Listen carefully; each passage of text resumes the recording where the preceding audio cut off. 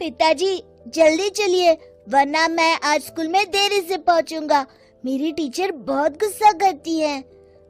हाँ हाँ बेटा, अभी चलते हैं, बस 2 मिनट रुको।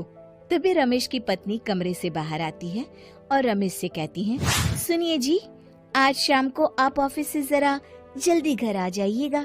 याद है ना, आज आपको मुझे शॉपिंग कराने के लिए लेकर जाना है। अरे भाग्यवान, इस महीने हाथ जरा तंग है। मेरी मानो तो शॉपिंग का विचार कुछ दिनों के लिए अपने दिमाग से निकाल ही दो। मैं तुम्हें अगले महीने पक्का शॉपिंग कराने ले जाऊंगा। अभी मुझे चलना चाहिए, वरना राजू को स्कूल पहुंचने में देर हो जाएगी। देखिए जी, अब आपके ये बहाने पुराने हो चुके हैं। मैं कुछ नहीं जानती। आज शाम को मुझे शॉपिंग करने जाना है, मतलब जाना है। आगे आपकी मर्जी। अच्छा ठीक है भाग्यवान, अब तुम पूरा घर सर पर मत उठाओ, मैं कुछ करता हूँ। इतना कहकर रमेश अपने बेटे राजू को लेकर वहाँ से चला जाता है। घर से निकलने के लिए रमेश जैसे ही अपनी मोटरसाइकिल शुरू करता है, तभी उसकी माँ उसे आवाज देकर कहती है, अरे रमेश, आज शाम को मुझे कुछ पैसे दे देना। याद है ना, मैंने तुझसे कहा था कि मुझे मंदिर में चढ़ावा चढ़ाना है। अरे माँ, मेरी तनख्वाह आने में अभी 10 दिन बचे हैं। अभी मेरे पास बिल्कुल पैसे नहीं है। हाँ, मेरी तनख्वाह मिलते ही मैं तुम्हें पैसे दे दूंगा। रमेश की माँ चिढ़कर कहती है, अरे तेरा दिमाग तो खराब नहीं हो गया? मैंने तेरे भरोसे मंदिर के पुजारी जी से वादा कर दिया है और तू कह रहा है कि पैसे नहीं है। अब मैं पुजारी जी को क्या जवाब दूंगी? तुझे तो मेरी इज्जत की भी कुछ परवाह नहीं है। अच्छा ठीक है माँ, अब तुम गुस्सा मत करो, मैं शाम तक कुछ इंतजाम करता हूँ। इतना कहकर रमेश वहाँ से चला जाता है। फिर दोपहर को जब रमेश अपने दफ्तर में बैठा होता है, तब उसे अपनी पत्नी और माँ की बातें याद आती हैं।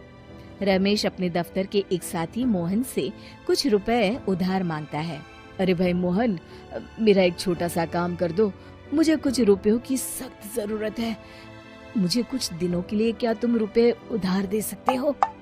अरे रमेश भाई, मैं तुम्हें पैसे उधार तो दे सकता हूँ, लेकिन मुझे वक्त पर पैसे लौटा देना। वैसे भी मेरा मानना है कि दोस्ती यारी में कभी पैसों का व्यवहार नहीं करना चाहिए। ये कहावत तो तुमने सुनी ही होगी कि उधार प्रेम की कैंची है। मैं नहीं चाहता कि पैसों को लेकर हमारा रिश्ता खराब हो। अरे मोहन, तुम बिल्कुल चिंता मत करो, मैं तुम्हारे पैसे वक्त पर लौटा दूंगा। फिर मोहन रमेश को पैसे दे देता है। शाम को घर आकर रमेश कुछ पैसे अपनी माँ को देता है और साथ ही अपनी पत्नी को भी शॉपिंग कराने बाजार लेकर जाता है। रमेश की पत्नी और उसकी माँ का स्वभाव जरूरत से ज्यादा खर्चीला होने के कारण दोनों हमेशा बेवजह पैसे खर्च करती हैं। फिर एक दिन, सुनिए जी, अगले हफ्ते हमने छुट्टियों में कहीं बाहर जाने का प्लान बनाया था। आपने पैसों का इंतजाम कर लिया ना? अरे अभी कहाँ, अभी तो मेरे पास बिल्कुल पैसे नहीं है। हम कभी और चले जाएंगे। देखिए जी, मैंने सभी सहेलियों से कह दिया है कि मैं बाहर घूमने जा रही हूँ। अगर मैं नहीं गई तो सब मुझ पर हंसेंगी। आप कहीं से भी पैसों का इंतजाम कीजिए जी। इतना कहकर रमेश की पत्नी वहाँ से चली जाती है। वहीं दूसरी तरफ रमेश की माँ भी तीर्थ यात्रा जाने की जिद करती है और रमेश से पैसे मांगती है। फिर अगले दिन रमेश एक सेठ से पैसे उधार लेकर अपनी पत्नी और बेटे को घुमाने ले जाता है और अपनी माँ को भी तीर्थ यात्रा पर भेज देता है।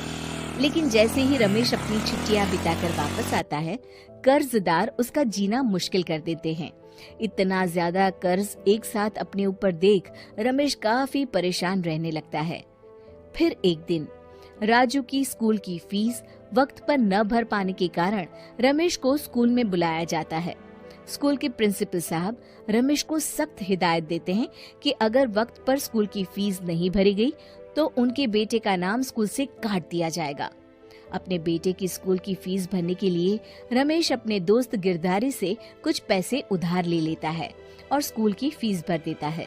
रमेश की माँ और उसकी पत्नी खर्चे और घर की जिम्मेदारी संभालते संभालते धीरे धीरे रमेश पूरी तरह कर्ज में डूब जाता है। और तभी एक दिन दफ्तर में काम करते समय रमेश की तबीयत अचानक बिगड़ जाती है और वो बेहोश होकर गिर पड़ता है। उसे जल्दी से पास के एक अस्पताल में भर्ती कराया जाता है। रमेश के घर वालों को ये बात पता चल जाती है तो वे सभी अस्पताल पहुंचते हैं। अस्पताल के डॉक्टर साहब उन्हें बताते हैं, देखिए, देर रात तक जागने और जरूरत से ज्यादा काम करने की वजह से इन्हें चक्कर आ गया था। बेहतर यही होगा कि इन्हें कुछ दिनों के लिए पूरी तरह आराम करने दिया जाए। रमेश की हालत देखकर उसके बेटे राजू को बहुत गुस्सा आता है और वो अपनी दादी और माँ से कहता है, माँ, दादी, मैं इतना छोटा हूँ, फिर भी मैं इतना समझता हूँ कि पिताजी दिन रात दफ्तर में काम करके पैसे कमाते हैं। पिताजी अकेला पूरा घर संभालते हैं और आप दोनों अपने फिजूल के खर्चों के लिए उन पर दबाव डालते रहते हैं। आज पिताजी की हालत के जिम्मेदार तो आप दोनों हैं। राजू की समझदारी भरी बातें सुनकर रमेश की माँ और पत्नी को अपनी गलती का एहसास होता है और दोनों की आंखों में आंसू आ जाते हैं। फिर कुछ दिनों के बाद रमेश की तबीयत एकदम अच्छी हो जाती है और वो पहले की तरह अपने काम पर जाने लगता है। रमेश की माँ और पत्नी अब उसे किसी प्रकार की कोई तकलीफ नहीं देते और ना ही उससे किसी चीज की मांग करते हैं। फिर देखते ही देखते रमेश अपने कर्ज के सारे पैसे चुका देता है। उसकी जिंदगी पहले की तरह अच्छी हो जाती है और वो अपने परिवार के साथ खुशी खुशी रहने लगता है। शिक्षा, हमारे रिश्ते एक तराजू की तरह होते हैं जिसकी दोनों ओर जिम्मेदारी और समझदारी का वजन बराबर होना चाहिए।